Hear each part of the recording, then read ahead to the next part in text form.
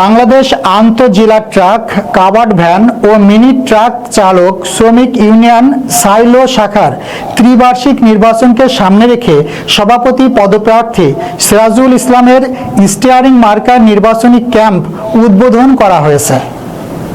Senior staff reporter Asif Ahmed Rana জানান, শনিবার সন্ধ্যায় সিদ্ধিরগঞ্জের ৪ নম্বর ওয়ার্ডের সাইলো গেট এলাকায় ক্যাম্প উদ্বোধন উপলক্ষে মিলাদ ও দোয়া মাহফিল অনুষ্ঠিত হয়।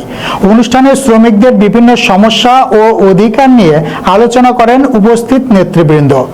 বক্তব্যে সিরাজুল ইসলাম শ্রমিকদের সুখে দুঃখে পাশে থাকার এবং ন্যায্য অধিকার আদায়ে কাজ করার প্রত্যয় ব্যক্ত করেন। পরে আসন্ন নির্বাচন সুষ্ঠু ও শান্তিপূর্ণভাবে সম্পন্ন এবং শ্রমিক সমাজের কল্যাণ কামনায় বিশেষ দোয়া অনুষ্ঠিত হয়। অনুষ্ঠানে সাইলো শাখার বিভিন্ন পর্যায়ের শ্রমিক ও নেতৃবৃন্দ উপস্থিত ছিলেন। আজকে ৮২ সন থেকে এই সংগঠন আমি তৈরি করেছি।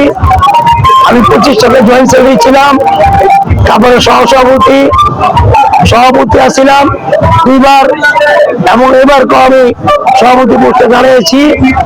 আমার শ্রমিক ভাইয়েরা আমার সম্বন্ধে তাদের জানা আছে। আপদে বিপদে যে কোনো সময় যে কোনো জায়গায় আমি তাৎক্ষণিক খবর পাওয়ার সাথে সাথে তাদের ঘটনাস্থলে চলে যাই এবং তাদের উদ্ধার করি এবং তাদের যে কোনো কাজে আমি সহযোগিতা করি। ইনশাআল্লাহ আমার বয়স শেষের দিকে, যে কোনো সময় আল্লাহ নিয়ে যেতে পারে, তবে ইনশাআল্লাহ 3 বছর আমরা নির্বাচন করবো। 3 বছরের জন্য আল্লাহ যদি বাঁচায় রাখে, আমার রেকর্ড আছে তেতুলিয়া, আমি খাওয়া পাওয়ার সাথে সাথে চলে যাই।